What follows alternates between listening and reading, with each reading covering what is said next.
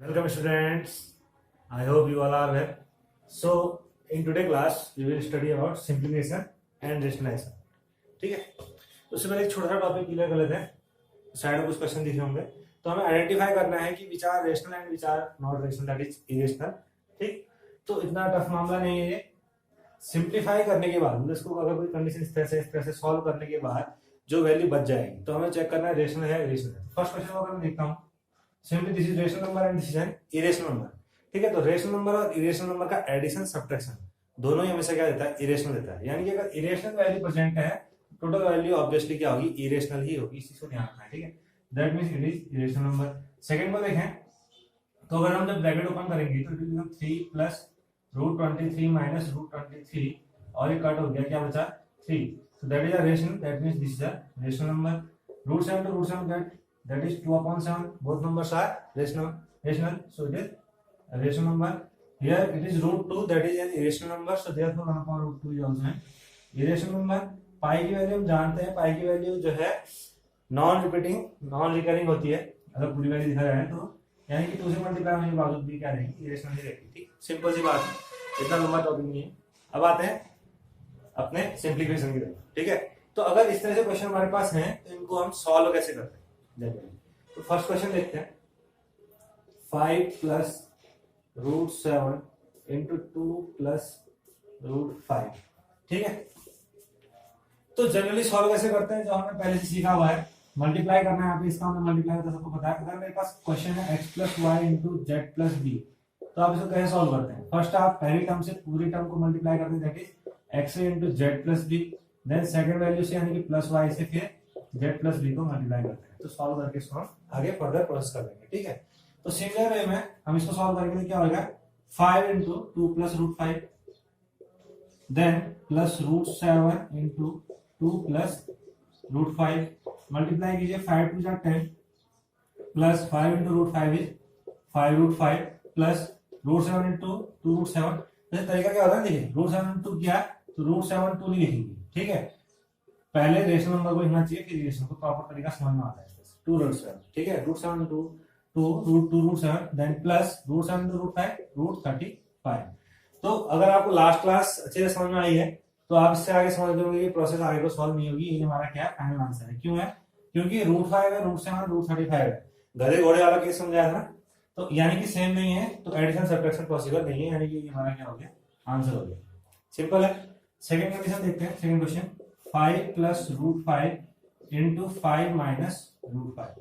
अब चाहे तो आप इसको भी इसी तरह से सॉल्व कर सकते हैं जैसे हमने ये सॉल्व किया है, लेकिन इतना लंबा क्यों जाना है. हमको यहाँ पे एक चीज दिख रही है कि एक फॉर्मूले की कंडीशन में x plus y into x minus y है कि नहीं है. दोनों वैल्यू सेम है, फर्स्ट की सेकंड वैल्यू भी सेम है और बीच में प्लस है माइनस, यानी कि x plus y into x minus y. ऐसा फॉर्मूला क्या होता है, x square minus y square. So 5 square becomes 25 minus root 5 square is 5. So answer is 20. Simple. Third question. Root 5 plus root 2 whole square. अभी ध्यान देना, मैं यहाँ पे एक क्वेश्चन और लिख रहा हूँ. Root 5 square plus root 2 square. ठीक है, इन दोनों क्वेश्चंस में डिफरेंस है बेटे. कैसा डिफरेंस है, ये होल स्क्वायर कंडीशन है और इन दोनों का सेपरेट स्क्वायर है ना. तो यानी कि यहाँ पे क्या लगेगा, एक्स प्लस वाई का होल स्क्वायर फॉर्मूला लगेगा और ये normally x square plus y square solve होगा. यानी कि इसको अगर हम सॉल्व करते हैं तो it become a square plus b square plus 2ab. ठीक है, सॉल्व करेंगे. Root 5 square is 5 plus root 2 square is 2 plus 2 into root 5 into root 2 root 10. So 5 plus 2 7 plus 2 root 10. ये हमारा क्या हो गया, आंसर हो गया. और इसी क्वेश्चन को सॉल्व करेंगे तो root 5 square is 5 root 2 square is 2 7. ठीक है, कई स्टूडेंट्स क्या करते हैं एग्जाम्स में, इसको इस तरह सॉल्व करते हैं. This is wrong. आपको कैसे करना है, इसको a प्लस बी के होल स्क्वायर के फॉर्मूले से. ठीक है ना, दोनों डिफरेंट क्वांटिटीज है. ठीक है, और अगर इस तरह का क्वेश्चन आता है तो डायरेक्ट सॉल्व करेंगे. सही. लास्ट क्वेश्चन देख लीजिए. लास्ट क्वेश्चन आप खुद से करेंगे, सेम फर्स्ट क्वेश्चन का ऐसा है. ठीक है, जैसे हम मल्टीप्लाई करते हैं उसी तरह से नॉर्मली मल्टीप्लाई. 3 से पहले इसको मल्टीप्लाई करेंगे, 4 से फिर मल्टीप्लाई करेंगे. सो जो नेक्स्ट टॉपिक है वो है rationalising the denominator. Rationalising the denominator का मीनिंग क्या होता है, रेशनलाइजिंग मतलब रेशनल बनाना, रेशनल करना किसी नंबर को.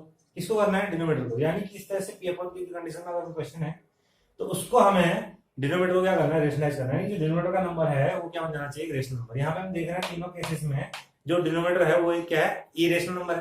तो इस इरेशनल को हम क्या बनाएंगे, रेशनल बनाएंगे। ठीक है, तो रेशनल बनाने का सिंपल सा तरीका क्या है, आपने पढ़ा होगा, 1/√2 है। अच्छा देखिए, हमको डिनोमिनेटर को क्या करना है, रेशनल करना है। यहाँ पे √2 क्या है, इरेशनल नंबर है।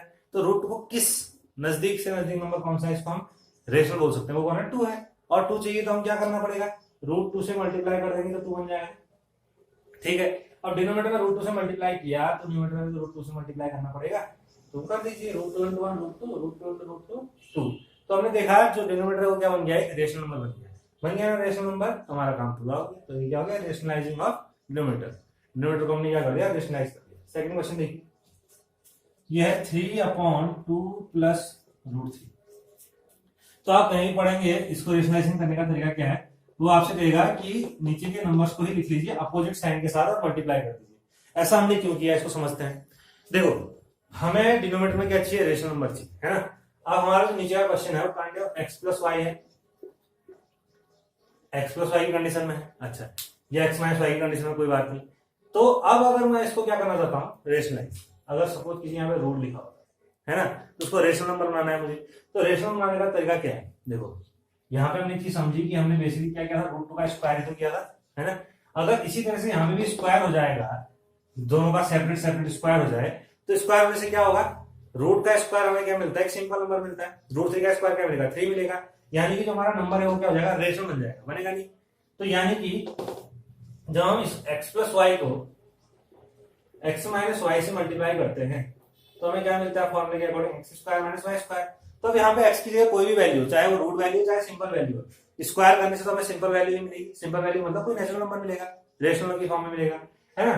तो इसीलिए हम ऐसा क्या करते हैं कि जो डिनोमिनेटर में लिखा हुआ नंबर है उसके अपोजिट साइन से न्यूमरेटर और डिनोमिनेटर को क्या करते हैं, मल्टीप्लाई करते हैं। आगे बात समझ, 3 से मल्टीप्लाई करेंगे 3 × 6 -3 से √3 को जाएंगे 3√3 अपॉन क्या हो जाएगा, x + y × x - y, that is x² - y²। तो it will become 6 - 3√3 upon 2² is 4 -√3² is 3, so it will become 6 - 3√3 upon 4 - 3 is 1। इसको हम सिंपली कर सकते हैं 6 - 3√3। तो हमने देखा कि हमारा जो डिनोमिनेटर है वो क्या बन गया, एक रेशनल नंबर बन गया। सही है, कोई बड़ी बात नहीं है। एक लास्ट क्वेश्चन और है आपके लिए, उसको भी देख लीजिए। 1/√7 - √6। तो वही सेम प्रोसेस, अपोजिट साइन वाले नंबर को लेकर के न्यूमरेटर और डिनोमिनेटर को मल्टीप्लाई। तो 1 से मल्टीप्लाई करेंगे कितना आ जाएगा, √7 + √6। a + b × a - a², यानी कि √7 का स्क्वायर 7, 6 का स्क्वायर, √6 का स्क्वायर 6। सो √7 + √6, 7 - 6 is 1, सो √7 + √6 हो गया रेशनलाइज। सिंपल क्वेश्चन है ये, जो मैंने एग्जाम्पल यहाँ पे दिए हैं सिंपल क्वेश्चन बहुत ही, और आपकी एनसीईआरटी बुक में जो क्वेश्चन दिया वो भी सिंपल है। लेकिन मैं आपको एक सजेशन दूंगा कि आप इसके टफ क्वेश्चंस को ही बनाइए। ठीक है, मॉडरेट क्वेश्चन देखिए, नेट पे सर्च कीजिए, मिल जाएंगे इजीली, या कोई आपके अदर रेफरेंस बुक्स हैं तो उनका यूज कीजिए। और कम से कम आज की डेट में सिंप्लीफिकेशन के 20 क्वेश्चन और रेशनलाइजिंग के 20 क्वेश्चन कीजिए, आपके सारे कॉन्सेप्ट मिल जाएंगे। तो स्पेसिफिक क्वेश्चन अगर आपको नहीं आता है तो उसको कमेंट बॉक्स में लिखिए, उसको हम सॉल्व करेंगे। तो अब हम स्टार्ट कर रहे हैं एक्सरसाइज 1.5, जिसमें आपके इन 2 क्वेश्चंस के अलावा बाकी सारे क्वेश्चन का तरीका मैंने आपको बता दिया। एक्सरसाइज ट्राई कीजिए, कोई क्वेश्चन नहीं आता तो उसको हम देख लेंगे, बता देंगे। ठीक है, तो हम देखते हैं बेसिकली क्वेश्चन नंबर 3 क्या है, क्वेश्चन नंबर 4 क्या है। क्वेश्चन नंबर 3 देखिए, recall pi is defined as the ratio of the circumference of a circle to its diameter. जो हमारी पाई की वैल्यू होती है बेसिकली वो क्या होती है, किसी सर्कल के सर्कमफेरेंस और उसके डायमीटर का रेशियो होता है।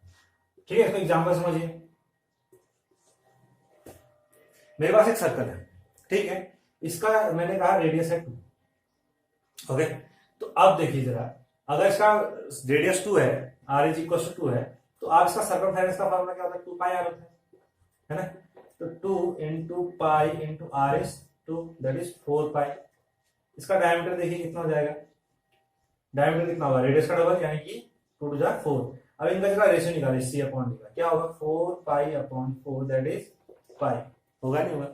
तो ये कहना चाह रहा है कि हमने पता है, ये हमने पहले पढ़ चुके हैं, देखा जाएगा। ठीक है, आप लोग अपनी क्लासेस में इसको पहले डिस्कस कर चुके होंगे। तो पाई इज इक्वल टू क्या होता है, सर्कमफेरेंस अपॉन डायमीटर होता है। ठीक है, आगे क्वेश्चन कहता है this seem to contradict that fact pi is irrational, how will you solve this contradiction. अब देखो कहना क्या चाह रहा है क्वेश्चन, देखो सिंपल सी बात है, सी की वैल्यू क्या होगी, सर्कमफेरेंस क्या होगा, एक नेचुरल नंबर आएगा, नॉर्मल एक रियल नंबर आएगा, ठीक है ना। जैसे यहाँ पे हमने सी लिखा कितना है 4 पाई है। डी क्या है, डायमीटर है, वो भी क्या नंबर है, नेचुरल नंबर है। तो सी अपॉन डी को अगर हम सॉल्व करें तो ये एक रेशनल नंबर होगा, नहीं होगा, ये एक रेशनल नंबर होगा। लेकिन हमें पता है कि पाई क्या होता है, इरेशनल नंबर होता है, ठीक है। तो बात गड़बड़ हो गई। तो इस चीज को आप कैसे कंक्लूड करेंगे, कैसे इसको सही करेंगे, ठीक है, कैसे समझेंगे इसको। देखिए डिस्कशन सी बात है, छोटी सी, दो वे में समझिए। जब मैंने सर्कमफेरेंस निकाला, पहले तरीका क्या है, ये खाली समझा रहा हूं आपको। पहला तरीका क्या है, देखिए सी इज इक्वल टू कितना आएगा, 4 पाई आया है, तो पाई यहाँ पे अवेलेबल है जो कि इरेशनल है। तो यानी कि अगर यहाँ पे इरेशनल नंबर आ रहा है तो अपॉन में कोई भी नंबर हो, तो मैंने अभी जब हमने क्या कहा था, इरेशनल और रेशनल को आइडेंटिफाई किया था, तो हमने समझा था कि जहां पाई आ रहा है वो क्या है, इरेशनल नंबर। तो हमारी प्रॉब्लम सॉल्व आउट हो गई।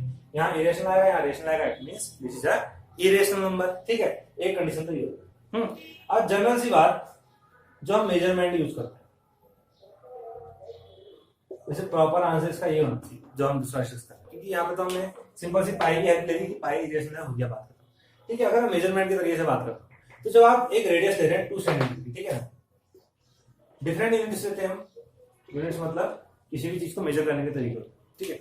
अगर आप कंपास में प्रॉपरली 2 सेंटीमीटर लेते हैं, तो एग्जैक्ट है कि आपकी जो स्केल है आपके पास, वो आपको एग्जैक्टली 2 सेंटीमीटर ही दे रही है, ठीक है ना। एग्जैक्ट मेजरमेंट कभी नहीं होता है, हो सकता है वो 1.99999 हो।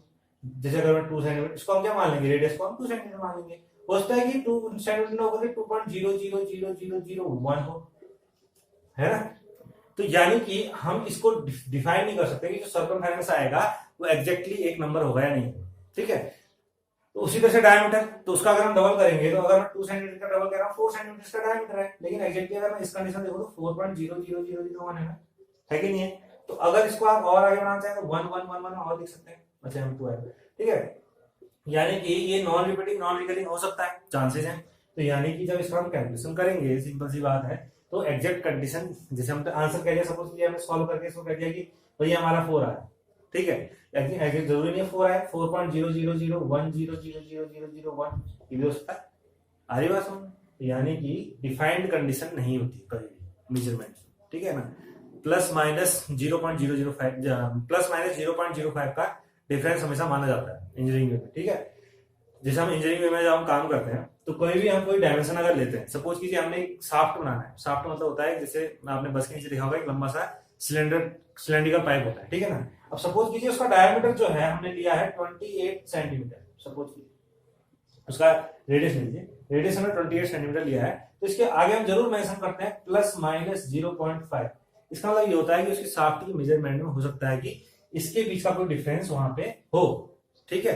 तो थोड़ा डिस्कशन लंबा जा रहा है, लेकिन आपके लिए इंपॉर्टेंट चीजें समझने के लिए, ठीक है, क्योंकि ये तरीका सबने बताया होगा आपको, यह तरीका समझ लीजिए, ठीक। तो 0.5 ऊपर नीचे का मतलब क्या है कि 27.5 के ऊपर क्या आएगा, 51 से लेकर के 28.01, या फिर हम उससे आगे और जाए तो 0.5 तो कितना हो गया, 0.28.49, यहां तक इसकी वैल्यू हो सकती है। तो यानी कि एग्जैक्ट मेजरमेंट नहीं, ठीक है। तो इसलिए अगर एग्जैक्ट मेजरमेंट नहीं है, तो आप कैसे कह सकते हैं कि एग्जैक्टली रेस नंबर ही आए, ठीक है। ये थियरी है, और आपको जो तरीका सही लगता है उसको आप यहाँ पे मेंशन कर सकते हैं। इतना समझ में आ गया। लेकिन अगर कोई डेसिमल कंडीशन आए, तो उसका सबका एक सिंपल सा तरीका है, वो आपको समझा दे रहा हूँ, ठीक है। यहाँ पे एग्जैक्ट मेरा डायग्राम बन नहीं पाया, मैं प्रॉपर स्केल वगैरह से काम नहीं कर रहा हूँ। आप जब अपनी कॉपी में करें तो उसको प्रॉपरली स्केल वगैरह से करें। तो 9.3 की लाइन ड्रॉ करनी है मुझे, अंडर 9.3 की, तो क्या करूंगा, जो वैल्यू उतनी लंबी है, क्या कीजिए, नॉर्मल लाइन ड्रॉ करेंगे। यानी कि 9.3 सेंटीमीटर की आपने क्या कर दी, लाइन ड्रॉ कर दी। इसे 1 सेंटीमीटर आगे बढ़ाइए, ठीक। ए भी एक वैल्यू आ गया, इसका सेंटर मेजर कीजिए। सेंटर कभी भी स्केल से मेजर नहीं करना चाहिए। आपने 9.3 एंड 1 10.3, तो 10.3 का हाफ किया और वहां पे इसको यहाँ से मेजर कर दिया। ये बच्चों का तरीका है, ठीक है। प्रॉपर तरीका क्या है, आपको इसका परपेंडिकुलर बाइसेक्टर ड्रॉ करना है। परपेंडिकुलर बाइसेक्टर ड्रॉ कैसे करते हैं, कंपास लीजिए, हाफ से ज्यादा डिस्टेंस पे एक आर्क यहाँ से सेम आर्क यहीं से कट कीजिए, एक पे पॉइंट पे करके, और फिर सेम आर्क से आप यहाँ पे भी क्या कीजिए, कट कीजिए। इसको एक इमेजिनरी लाइन से ड्रॉ कीजिए, जहां पे कट करेगा वो क्या है, उसका सेंटर, ठीक है। इस सेंटर को लेकर के हम कंपास लेकर के यहाँ से क्या खींचना है, सेमी सर्कल, ठीक हो गया। इतनी बात समझ में आ गई आई थी। और जहां पे ये पॉइंट था आपका 9.3 वाला, यहाँ से आप क्या ड्रॉ कीजिए, परपेंडिकुलर ड्रॉ करना आता सबको, परपेंडिकुलर ड्रॉ हो गया। तो अगर आप इसको मेजर करते हैं स्केल, तो √9.3 की वैल्यू आएगी। √9.3 की वैल्यू आने का मतलब क्या हो गया कि हम यहाँ पर से कंपास लेंगे और यहाँ आर्क ड्रॉ कर देंगे, इस लाइन को आगे बढ़ाया, तो जो ये हमारा आया a' मान लेते हैं, इसको c मान लेते हैं। तो एग्जैक्टली जो ये वाली वैल्यू आएगी, अगर मैं 0 मानूं, ठीक है, ये सी पॉइंट है, ये 0 है मेरा स्केल का, तो ये वैल्यू क्या होगी हमारी √9.3 जाएगी। सभी रूट डेसिमल नंबर्स को सॉल्व करने का तरीका ये है, ठीक है, समझ में आ गया। एक बार दोबारा समझ लीजिए, आपने जो वैल्यू ड्रॉ करनी है उसकी एक लाइन खींची, उसमें 1 सेंटीमीटर मार्जिन आगे लिया, ठीक है, 1 सेंटीमीटर का मार्जिन लिया, इसका आपने सेंटर निकाला, इस सेंटर को आपने सेंटर मान करके एक यहाँ से सेमी सर्कल ड्रॉ करा, इधर से एक परपेंडिकुलर ड्रॉ करना है, इसको कंपास पे लेकर के ये आगे बढ़ाया, तो ये जो वैल्यू है आपकी, ये आपका सॉल्यूशन, ठीक है। तो एक्सरसाइज 1.5 आपकी यहाँ पे फिनिश जाती है। कल हम क्लास में दे पाए, कुछ इश्यू हो गए थे, प्रॉब्लम्स थी, इस वजह से नहीं दे पाए, तो इसीलिए हमने आज थोड़ा सा लंबा लेक्चर कर लिया। ये आपका एक्सरसाइज कंप्लीट हो गई, कल आपका चैप्टर भी फिनिश हो जाएगा, ठीक है। तो मिलते हैं कल की वीडियो में।